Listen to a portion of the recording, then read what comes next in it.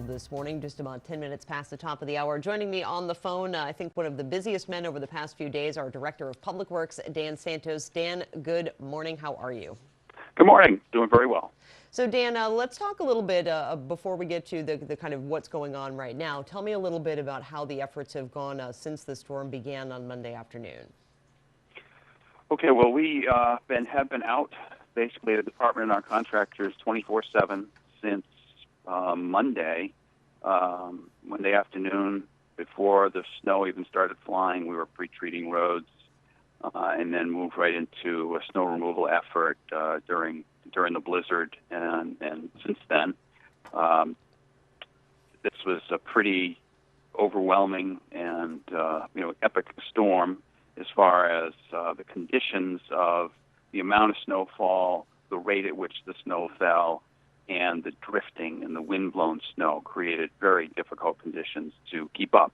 And in fact, under those conditions, you really can't keep up, and you do the best you can. And so our focus, really up until last night at about 5 o'clock, was on getting the mains passable, open, full width throughout town, getting material on them. Absolutely. Last night, I'm sorry. Oh, no, go ahead. Last night at 5 o'clock, we moved our focus to get to the secondary roads because people are frustrated, and we appreciate that and know that. We wanted to get people's roads passable. So we started that last night. And what's interesting about that effort is normally we use contractors for our secondary roads, but with this, the way this storm went, basically the equipment they use, because the roads are smaller dump trucks and pickup trucks and things like that. Well, they can't handle the snow. So we're having to open up every road, and as we've talked before, there are 1,700 roads in this town, 500 miles of roads. They'll have to be opened up with a backhoe or a front-end loader.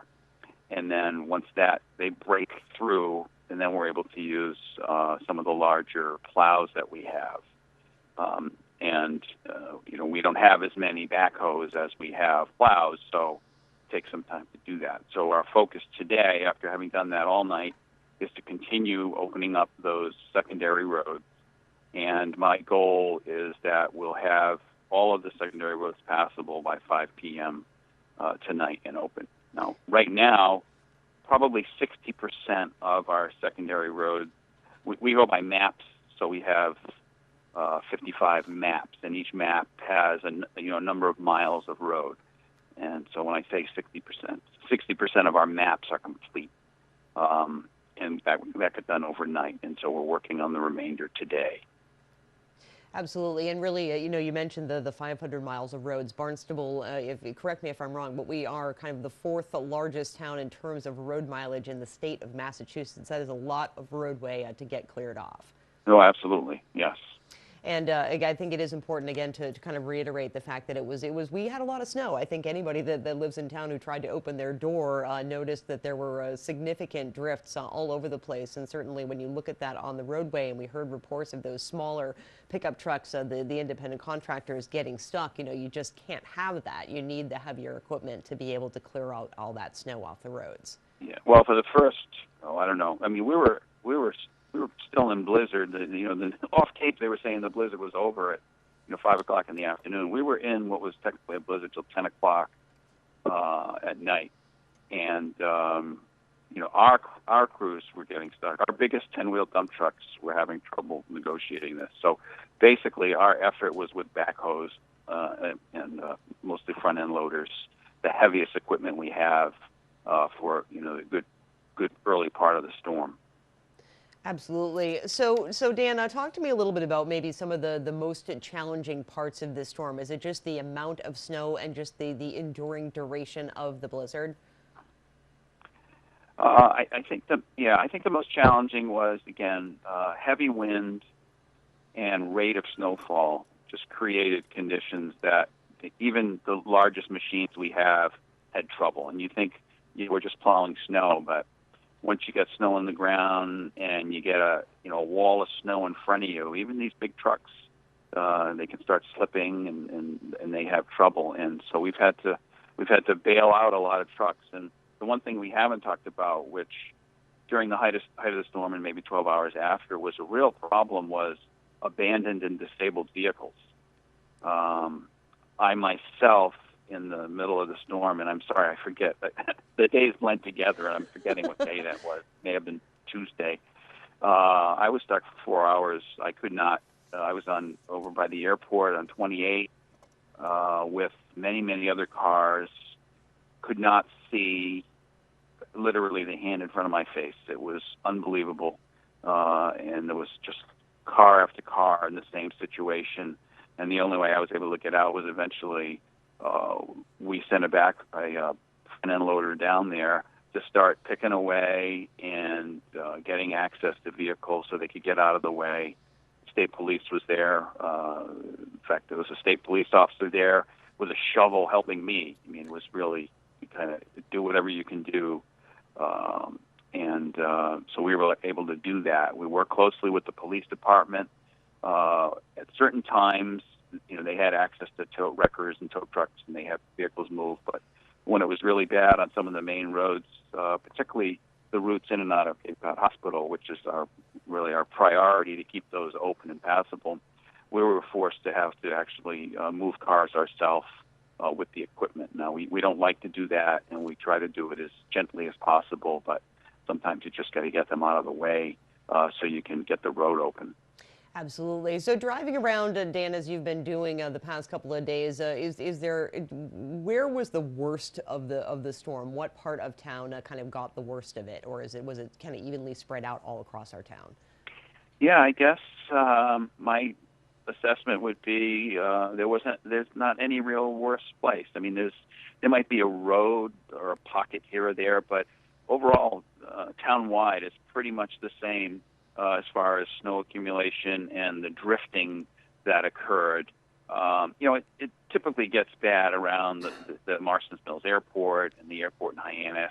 Anywhere where you get the wind can really get up and go, moves that snow, and makes it hard to plow because not only is it deep, but you plow it, and half an hour later, it's as if you were never there.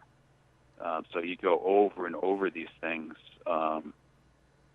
to keep them clear, and that takes a lot of effort. Sure. Now, obviously, your focus was on the road clearing and making sure that those crews were working. But did we hear anything about flooding, anything like that, or was that kind of not on your radar because of the issues that we were dealing with, just clearing the snow off the roads? Yeah. In the height of the storm, remind me what day that was.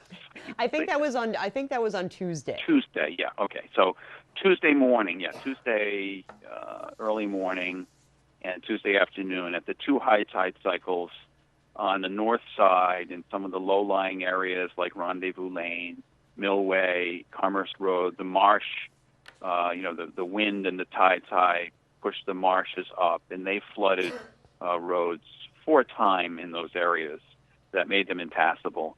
But when the tide went down, the water subsided, and then we were able to get in there and move snow. But, definitely it's an interesting thing to be driving, for example, on Commerce Road, and you're in snow, and suddenly you're in water that's up to the doors, and it looked like snow because it is snow on top, but you realize you're in deep water.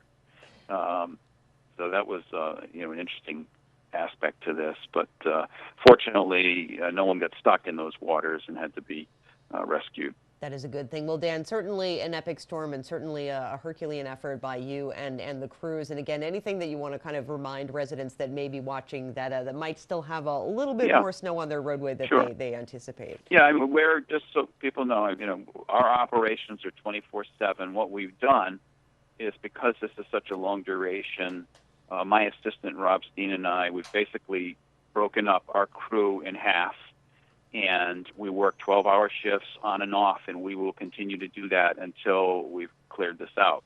I work the day, and he works the night, so I just came on at 5.